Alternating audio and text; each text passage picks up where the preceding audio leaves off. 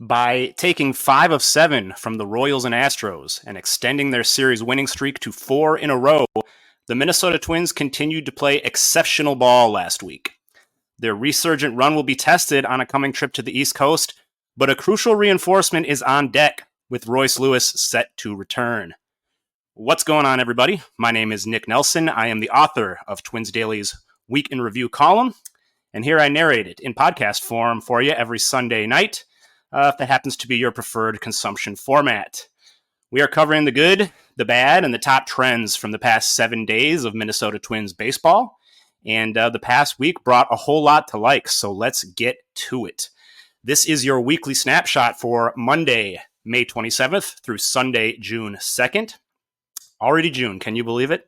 Summer is getting in full swing, and so are the Twins. Their record last week, 5-2, improving their overall record to 33-26 on the season.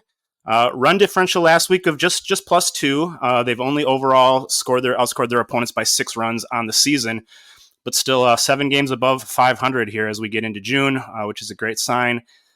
Third place in the American League Central still 6 games behind those pesky Cleveland Guardians who just won't stop winning, but the Twins have drawn within a game and a half of the second place Royals, so getting into second place there now within sight. Let's take a quick look at last week's game results. Opened the week on Monday with a 6-5 victory at home over the Royals. They're able to ward off a late comeback from KC there and get that win. On Tuesday, they got an early lead behind Simeon Woods-Richardson. He teamed up with the bullpen to hold it down and lock up that lead in a 4-2 victory.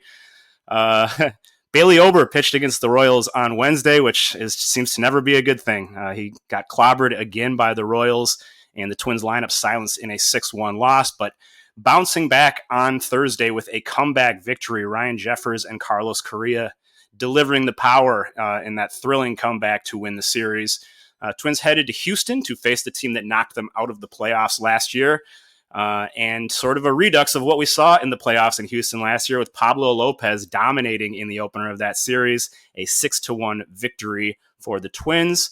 And then on Saturday, Houston bounced back with a 5-2 victory, launching 4 homers off Joe Ryan. And then on Sunday, the Twins pulling off a real nice victory, Jose Miranda coming up big, and the bullpen delivering in a 4-3 win to wrap up that 5-2 week. Let's start with the news and notes from the past week. The big one, folks, Royce Lewis's return is officially imminent. The Twins shared on Sunday that if all went well in his final rehab tune-up with the Saints on Sunday, Lewis was expected to rejoin the team on Tuesday in New York. It seems like things did go well, just fine for Lewis on Sunday with the Saints. He got through 4 at-bats with a hit, a walk, and a strikeout, so it sounds like he'll be on his way to New York to join the Twins at Yankee Stadium. Twins will be getting back their best hitter as they look to build on their recent success and erase the memory of that brutal target field sweep at the hands of Yankees just a few weeks ago. Of course, activating Royce Lewis will require a corresponding move, and it sounds like we do actually have a pretty clear read on who that's going to be on the way out. We'll get to that decision in just a bit. As we talk about roster moves that have already taken place in the past week, not many. Just one roster move for the Twins in the last 7 days. Early in the week, they called up reliever Diego Castillo as a fresh arm for the bullpen after sending down Cody Funderburk last Sunday. Justin Topa moved to the 60-day IL to make room on the 40-man roster for Castillo, who showed some encouraging signs in a pair of scoreless 2-inning appearances in his first week with the Twins. Liking what I'm seeing there. He's a big guy.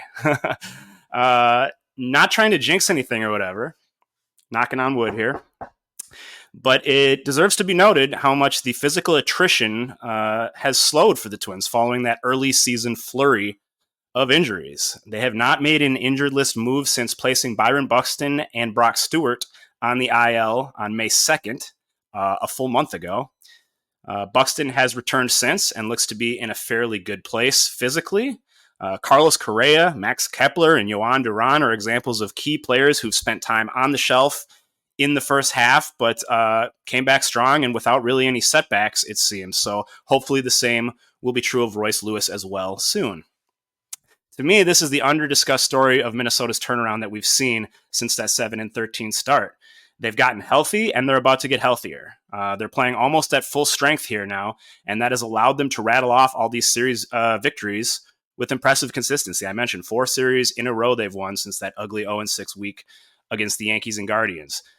Head trainer Nick Paparesta and the entire training staff, I think, deserve a lot of credit for building on what they started last year, when really the Twins, I think, turned things around in a big way from an injury management standpoint.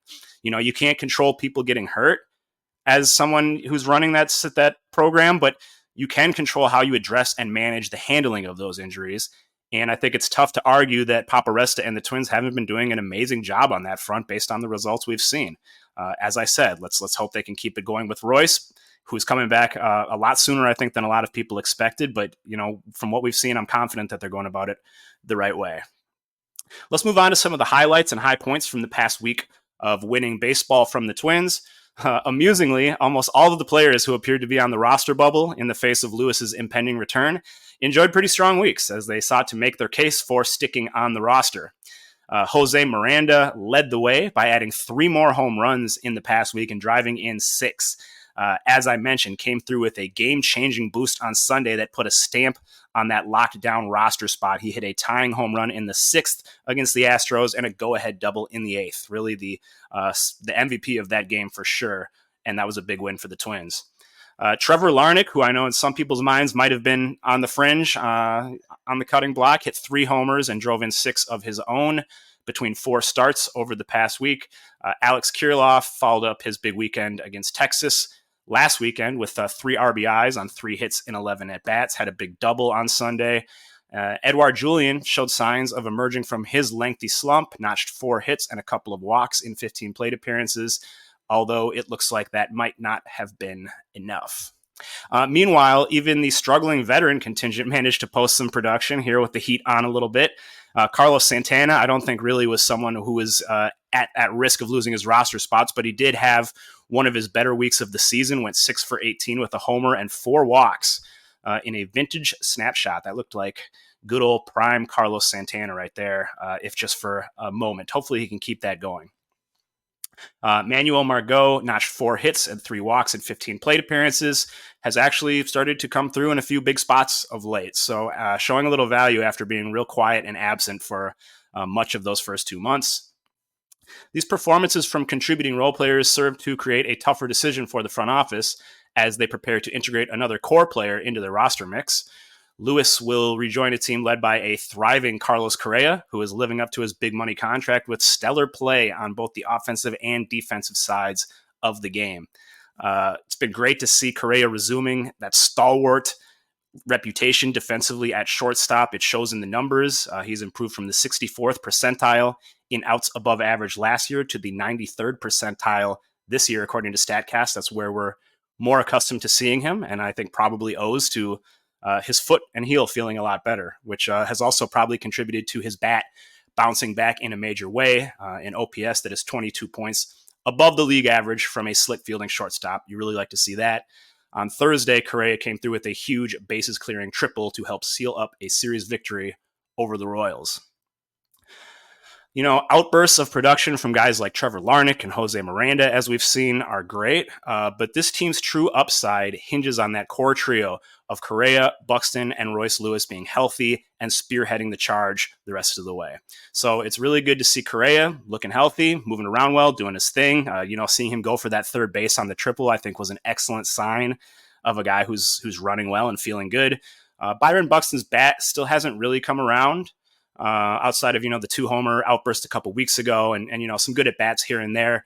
But he's moving around well. And, like I said, I think he's taking better ABs. He drew 3 walks last week after drawing 4 all season prior. So to me, that's a good sign. I'm not really sure what to expect of Buxton at this point offensively, but even in his current state, he's delivering good value. And I'm really encouraged by the fact that he appeared in all 7 games last week, started 6 of them, and really showing no visible impairment from the bulky knee. I think right when he came back, it looked like he was wincing a little bit, but it seems like he's feeling a little better. On the pitching side, Pablo Lopez rebounded after 2 poor starts the previous week, which raised a little concern. He delivered another brilliant performance against the Astros in Houston. tossing 7 innings of 1-run ball on Friday, struck out 6 with 1 walk. So hopefully Lopez ready to put that brief run of struggles behind him. Of course, moving to the lowlights, just in time for Lopez to turn around his downward performance trend, we see some other Twins starting pitchers doing the opposite. The good old ebbs and flows of baseball. Am I right? Home run regression caught up in a major way with Joe Ryan over the weekend. Gave up 4 long balls in Houston after surrendering only 7 through his first 11 starts. Simeon Woods Richardson had given up only 2 home runs in his first 9 starts. He gave up 2 on Sunday against the Astros. Chris Paddack also gave up 2 home runs against Kansas City on Thursday. That was his second multi-homer game of the season. And his first since April 16th. So I think a little regression probably catching up there as well. He continues to be a tough one to figure out for me because he often just looks like a different pitcher from start to start, with these wavering variations in his velocity and stuff. He's already at 61 innings on the season, which puts Chris Paddack on pace to throw nearly 170, which would easily be a career high for him. You've got to think that the Twins have plans to give Paddack a break at some point in the relatively near future. I mean, he's coming off his second Tommy John surgery through just 27 innings total in the majors over the past 2 years. So that'll be something to keep an eye on. I know that Cody Perkle, one of our writers at Twins Daily, wrote an article, I believe on Friday, about the possibility of calling up the red-hot pitching prospect David Festa to maybe fill in for Paddack for a short while and give Paddack's arm a break. So I recommend checking out that piece if you're interested in learning more about that potential course of action. There is likely no replacement coming, on the other hand, for Christian Vasquez at this point. Continues to draw semi-regular starts as the team's part-time catcher, while remaining mired in a remarkable void of offensive production. He's clearly not anything close to a good hitter at this point, but you would think at some point a few hits would start falling in for Vasquez. He's arguably been the worst hitter in the majors, and he just can't seem to buy a bucket, to borrow a parlance from basketball. Managed 1 single in 11 at-bats last week, dropping his line for the season to a 161 average, 179 on base, and 196 slugging. Does not get much worse than that. Vasquez has drawn 2 walks in 119 plate appearances this year. Opposing pitchers are just going right after him, and he cannot do a thing about it. It's tough to watch, and there's not a lot to inspire hope of things getting better. He just, as I've said, looks like a guy who's just kind of running on fumes as a mid-30s catcher who's put a lot of wear and tear on his body. I doubt parting ways with Vasquez is something the Twins would consider right now, given his contract situation and the fact that he is, in fairness, providing some persisting defensive value. But that's not really an option at the moment. Anyway, their number 3 catcher on the depth chart, Jair Camargo, has been injured for a good chunk of these first 2 months. I think actually just started working his way back from a 6-week injured list stint in the minors, so he's going to need a little time to get going. And even then, I think it would take a lot to push Vasquez off the roster when you still owe him, unfortunately, about $15 million on his contract, which runs through next year. Kyle Farmer's staying power, meanwhile, probably a little lower than Vasquez's, I think, even though it looks like Farmer did avoid the chop this time around. Farmer was really the only member of the Royce Lewis bubble group to not have a good week, and his role has been severely diminished over the course of this season. He started 3 games last week, but he got pulled from each of them after making just 2 plate appearances. He went 1 hit in 8 plate appearances, has a .513 OPS on the season. And Kyle Farmer has not played a complete game for the Twins front to back since May 21st. But it looks like he still, as I mentioned, will survive this round of roster cuts with Lewis coming back. The mystery around that decision lifted after Sunday's game, with Edouard Julien reportedly returning from a conversation in the manager's office to the clubhouse, hugging teammates, a pretty clear signal of what transpired, even though he declined to talk to reporters afterward. So it looks like Julien will be the one going down to make room for Lewis on Tuesday. The writing was somewhat on the wall, with his production being stifled over the past several weeks, and his spot in the lineup dropping from the top to the bottom over the past couple weeks.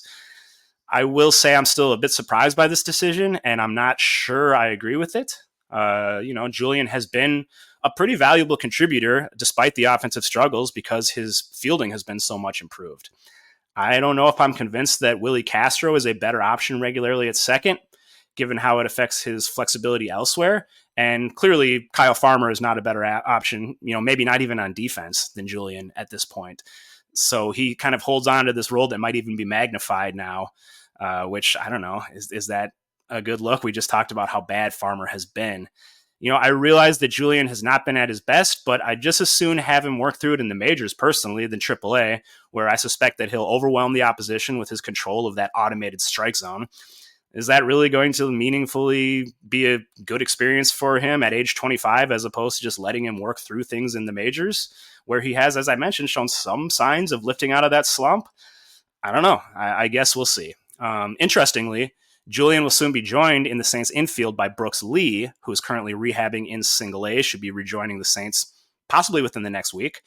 And then Matt Wallner, also with St. Paul, has shown some signs of finding himself at the plate. I think over the past few weeks, something like a 18 to 14 strikeout to walk ratio, which is a far cry from the total lack of discipline we saw earlier. So the Twins, have some real potential threats lurking in the minors here as we roll toward the second half of the season.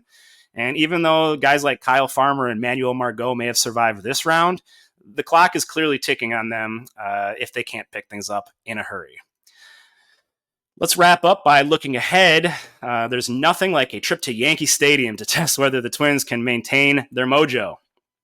Minnesota was cruising merrily along before running into the Bronx Bombers last time, as you may recall, and that sent them into a week-long death spiral, which admirably they've managed to bounce back from since very well.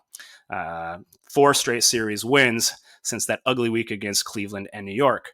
So let's see if maybe they can go into Yankee Stadium and get a different outcome here this time around. They will have Royce Lewis joining them on Tuesday to help steer them clear of a relapse in the House of Pain. Old demons will be at play, especially with Luis Gil, the young star right-hander for the Yankees, whom Minnesota once traded as a teenager for one Jake Cave, set to start against Bailey Ober and the Twins in the series opener on Tuesday.